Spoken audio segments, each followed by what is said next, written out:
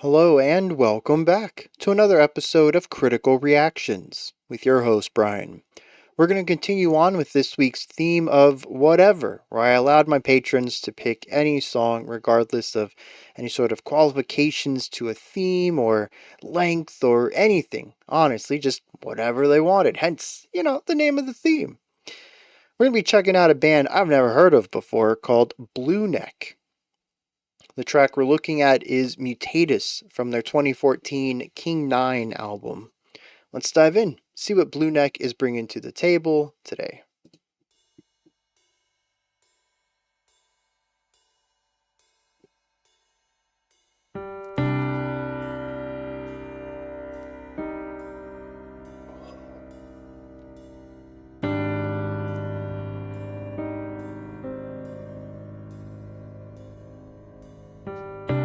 That's just heaviness, but it gets recontextualized with the light work.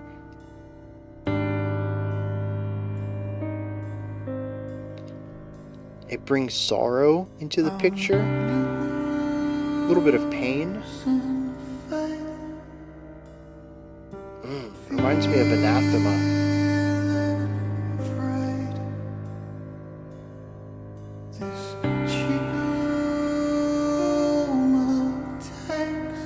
Lots of reverb on the vocals. I think I would normally describe them as very vulnerable, but they feel very large.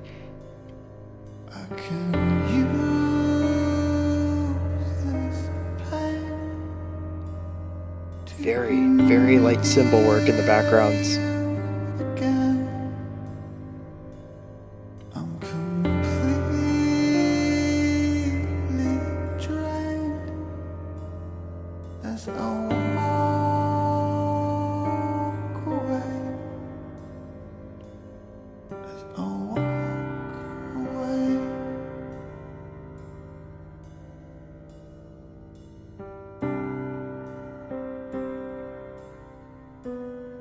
Oh, a little bit of darkness. There's moments of hope. Okay. I was gonna say there's moments of hope in the piano work, but every time it has this moment of uplift, it always comes back down.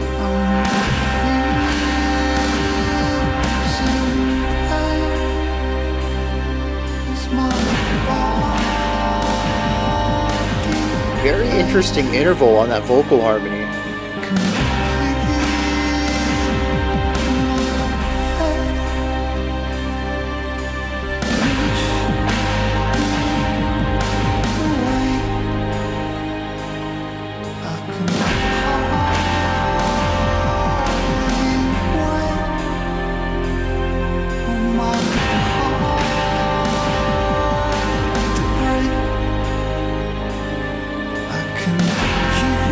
Such a simple violin line, but so effective. It's just isolated there.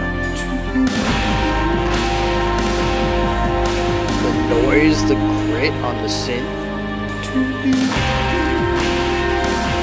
Maybe that's a guitar.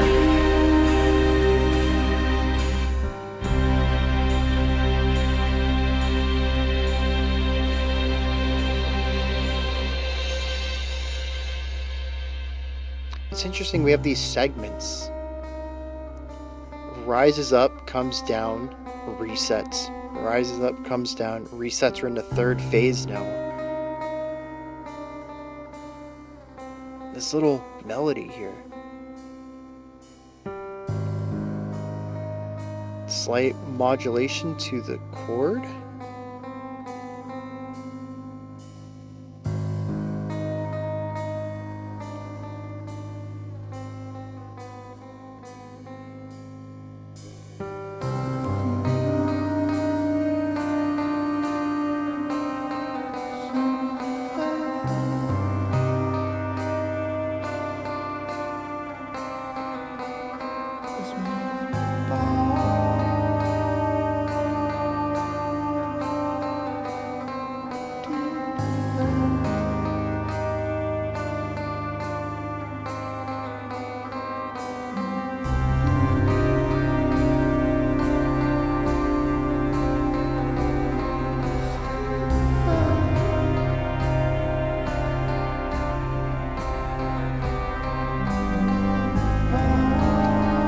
heard some bells. A very light, muted glockenspiel.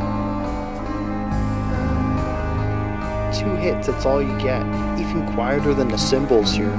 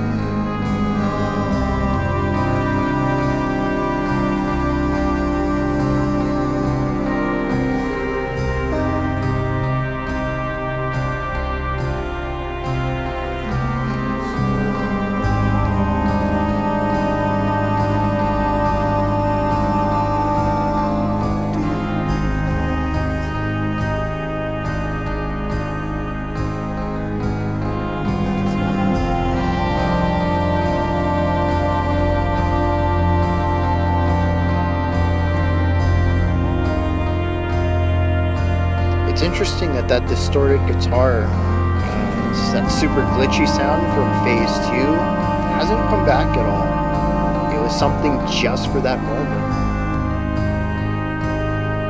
Even that isolated violin that kind of hovered above everything and just held the notes, we don't have that in this section either.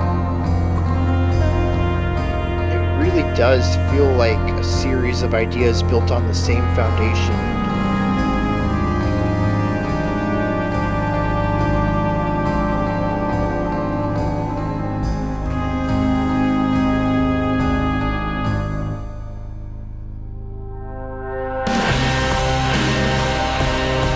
Okay, they're bringing some stuff back.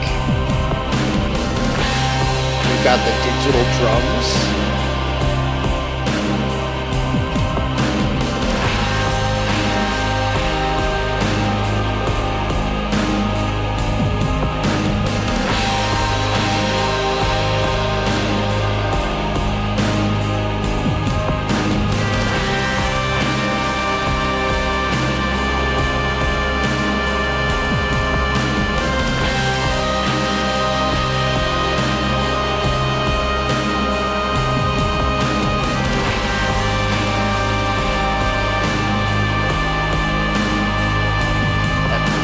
Slow melody, just holding these tones out with such clarity. No vibrato.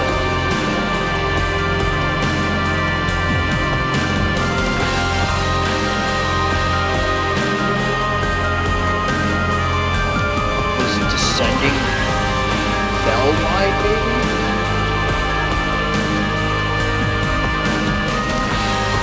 Some sort of alarm horn rising on the outside.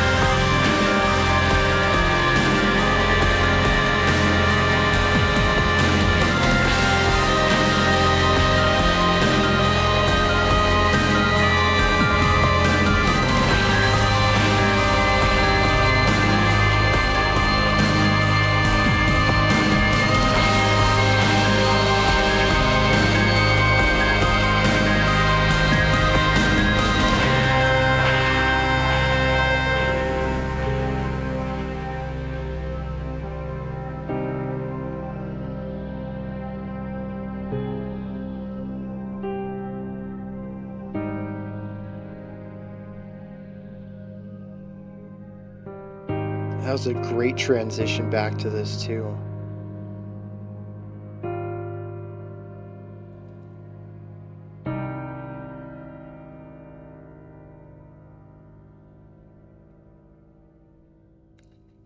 Yeah.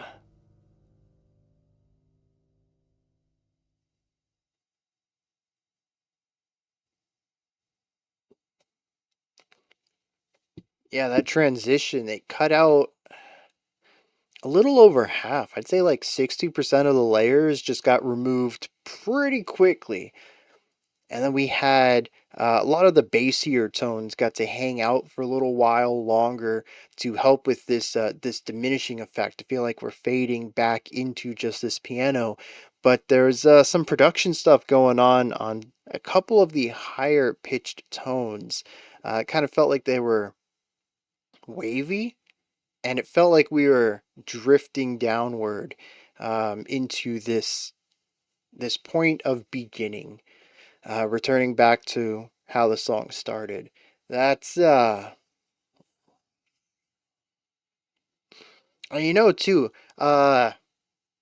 Let's just jump into it. Like layers, right? That's what this song does well. And I kind of want to start on this one thing that I'm just very envious of listening to. The ending here with all of the layers, I think from the entire song present. Well, no, because that violin from phase two wasn't there. The violin was doing something else.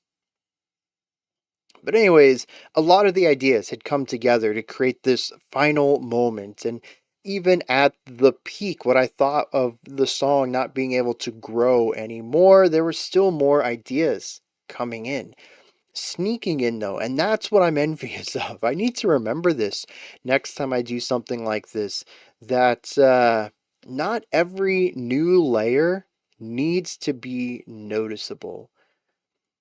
And I mention that because there was something that caught my ear towards the end, and I was like, wait, that's been there this whole time, but I haven't noticed it.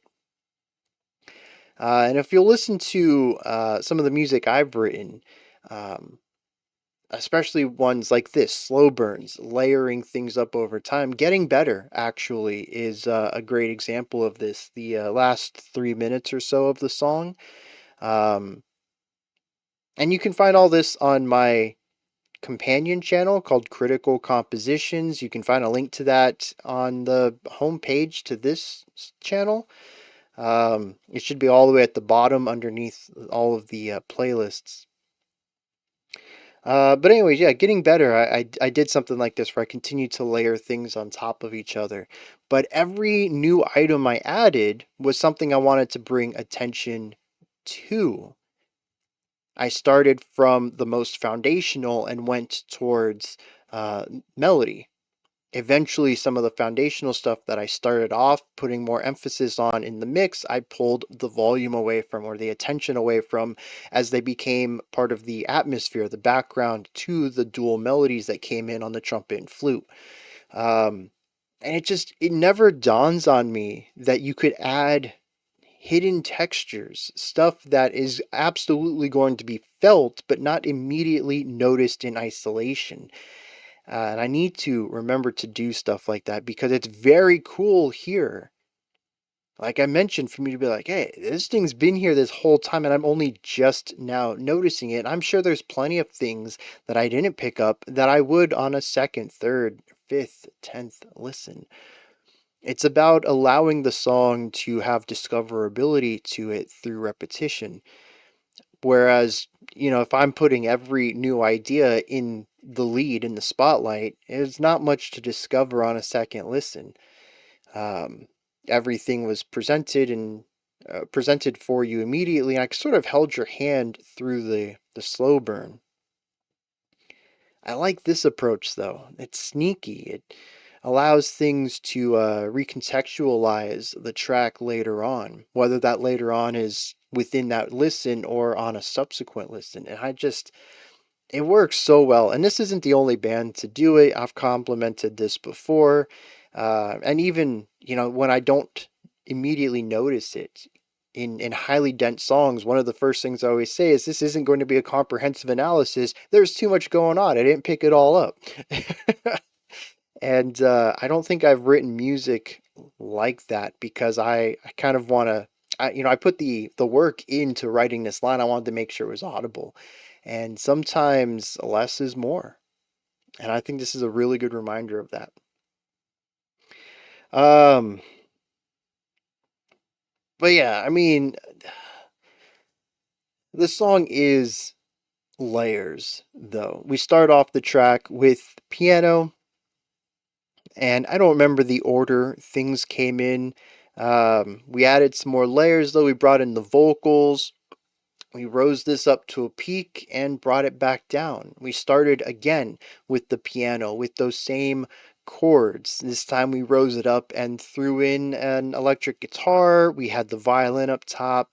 The vocals were interestingly sparser, whereas I picked up full sentences in that first movement. The second movement, it was more of words, syllables, maybe isolated sounds from the mouth more so than full sentences. It seemed to be designed less as a poem with stanzas and a meter and more of a free expression of the emotion of the song. We dropped this down once again to build up the final movement of the song, this time incorporating a couple of new things before bringing everything back in, and really going for that large finale.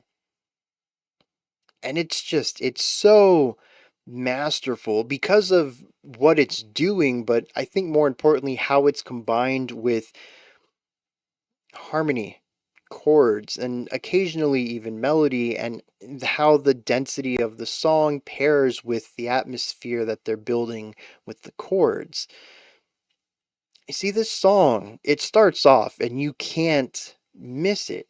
Right in the piano, we hear that first chord. It is deep. There is a darkness in the core. See, okay, so how this works, right? There's like two or three notes in the core of the chord. I would say that these define a lot of the characteristic. It's a bit melancholic, but there's a bit of mystery to it. There's a little bit of positivity to it. It's multifaceted, but underneath that is a pretty low tone that sits as the floor. I don't know if it's necessarily the root note of the chord, but it is quite a bit lower than that 3 set in the middle. And then, while this is being held out, there's another note that comes in later, very light, almost as if using the pinky to just barely push the key down. And there's so much pain and sorrow in this one note because how it recontextualizes the other 4.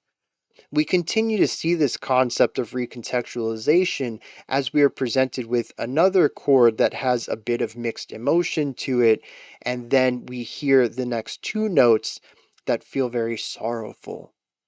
The third time through, we have a little bit of hope, a bit of an uplift for the 4th chord to really pull us down and root and cement this idea that this song is not going to end well. That is how the song works. Every moment of the track is pain, sorrow, tension, darkness, a bit of hope, and then a reminder of the reality of the situation, and the bleakness of it. And for this to exist within the piano, and the piano to be the foundation for every single section of this song, it doesn't matter how large it gets built up, it doesn't matter what types of timbres or instrumentation we play on top of it, this is going to be the core emotion of the song. And he puts it front and center so that you understand it from second 1. And it never deviates from that.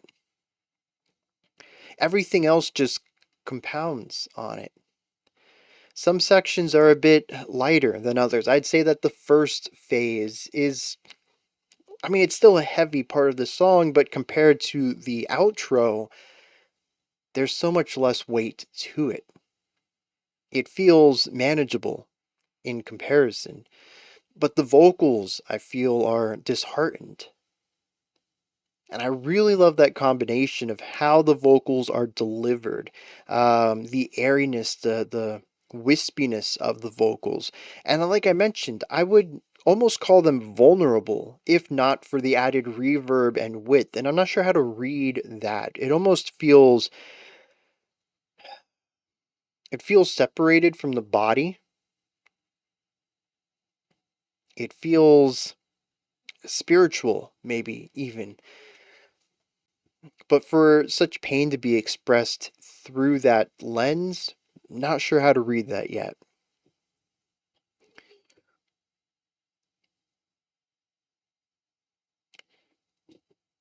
But then the second phase comes in, and this one's glitchy. We bring in the digital drum kit, we bring in that guitar tone, I think, that's just very choppy and garbled and distorted. The song begins to feel like it's falling apart here.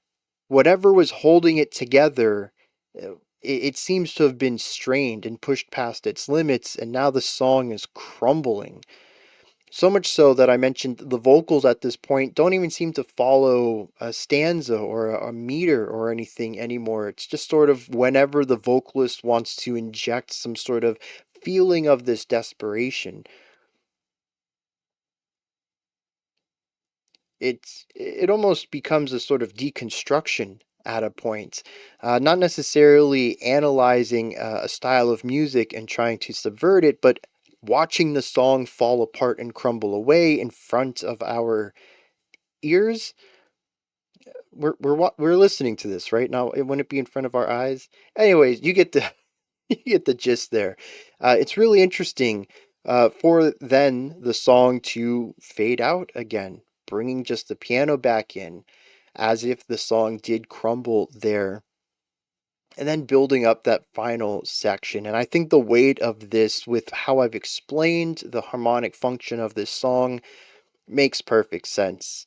It is whatever darkness, dreariness, melancholy that the song is about is transformed into something that is so weighty, so powerful you can't ignore it anymore. And it pushes down on the narrator, it pushes down on the listener. It becomes overbearing and overwhelming to a point that, like I mentioned, there's so many parts in here I didn't hear just because of what I was listening to. The song almost crumbles under its own weight if not for the fantastic production going on here that somehow finds space and places to socket all these different ideas into. I don't know how they do it. It's this many ideas, the song should have crumbled under its own weight, and it doesn't. And I think that's just always going to blow my mind as somebody who just audio engineering, man, it's magic. um and dude, it's a heartbreaking listen. And it's moments too, right? The whole song is dreary and overwhelming, but there are specific moments that I feel are just impactful. Not that they build into something, it is just that moment hit hard, and now we're in a moment that doesn't hit as hard. And that was just a memory of the pain now. It's in the past, kind of dreading the next moment that hits hard. I'm 100% certain that if I was not listening to this as critically, as not engaged with it on a intellectual level, I'm sure it would have brought me to tears. It's a heartbreaking track, just musically. We haven't even gotten to the lyrics yet. Is there anything else I want to add before we get into the lyrics? I don't think so. I mean, I covered the layering, a little bit of the production, timbre, instrumentation. I'm sure there's a bunch of little details that if I went back and listened to, I would want to give a little tidbit about, but I think I hit on all the big ones about why this song is effective and why it does what it does so well. Let's hit some lyrics, see what's going on there. There are some wild lines in here. Ultimately, though, it's about somebody who is in a great deal of stress, discomfort. I think it leans towards a physical pain on a very literal read, but probably an emotional pain on a figurative read. But it speaks about using this pain to connect with someone again, to be near them again. And I think on the literal read, It's almost as if someone is having physical complications, health complications, and is using that or is going through it with the knowledge that soon it'll be over, this illness will take their life, and they can be with someone who has passed. I do think that there is a bit more of a spiritual, emotional, figurative read to this as well, though, but I'm not as good at connecting those dots. If anyone else can figure that one out, let me know. It's more of a hunch I have. The beginning says, I'm losing faith, feeling afraid this tumor takes over and it complicates. I can use this pain to be near you again, but I'm completely drained as I walk away. I really like that. The very beginning introduces fear. It introduces a loss of faith, whether that's a faith in the ability to survive this, or if it's a very direct meaning. Maybe there's a religious faith at ends here. Regardless, though, the tumor, whatever that might represent, it complicates things. His life made sense before, and it doesn't now. This idea of complication comes in all throughout the rest of this song. The next stanza, it says, I'm completely drained as I walk away. Seems to want to get near somebody, but instead they're walking away, and it drains them completely. The third stanza says, I'm refusing pain as my body aches. Contradictory to the first stanza, it now says, complete my faith and push me away. I find this really interesting. I don't know exactly what it means, but the idea of wanting to get close to somebody, but walking away from that and being pushed away from it also, and it's this tug, this push and pull of connecting with this other person through this pain, through this sorrow, this melancholy. And song ends, I can hardly wait for my heart to break, and I can use this end to be near you. Here we are on the emotional side of things, which is why I do think there's this second level of reading to it. It speaks about heartbreak, though, getting closer to somebody through that emotional turmoil. Nothing in here is positive. It's very bleak. Any sort of positive read he has on his situation, that hoping it can bring him closer to this other person, also seems to be delusional at best. Every attempt he tries to do to get closer to this person, even if it is through the pain of the situation he's in, he ends up walking away himself, ends up getting pushed away. Not even through the pain can he reconnect with this other person, which was the hopes and goals, the silver lining through all of this.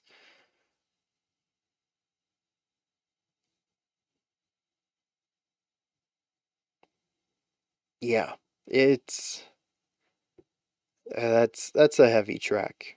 I mean, musically, just absolutely captures the feeling of this hopelessness perfectly. But I think the lyrics, in a very poetic way, showcase this as well. And I'm sure if I listened to it, knowing the lyrics, maybe even having the lyrics up and hearing some of these sentences, how they're delivered, especially in that second verse. Like I said, I don't really remember hearing sentences out of that. So it'll be interesting to hear these chopped up lines, so much space between words, almost as if the energy to deliver the sentences is drained. Actually, he says I'm completely drained. So that actually works well there. Failing to muster the strength to get this stanza across in a timely manner. Yeah, I'm pretty sure it would break me.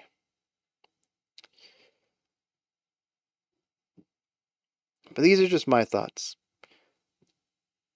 Blueneck, Mutatis. What do you think of this? Is there anything in here that stands out to you? Anything that you would like to add to the conversation or correct me on if I misspoke somewhere? Maybe you just have your own interpretation of things. Please put all of that down in the comments section, as well as any other thoughts you'd like to add. Above that, if you could, like, subscribe, and ring the bell. Nope. Yes, also do that. But in the description box, you'll find a link to Linktree. It takes you here. You can find links to my music, as I mentioned earlier, as well as ways to support the channel and submit special selections. There's a bunch of stuff. Go ahead and check it out. Cool stuff in there. Above that, if you could, like, subscribe, and ring the bell. I'd greatly appreciate all three of those. That wraps it up for today, but I'll be back tomorrow, 5 p.m. Eastern Standard Time.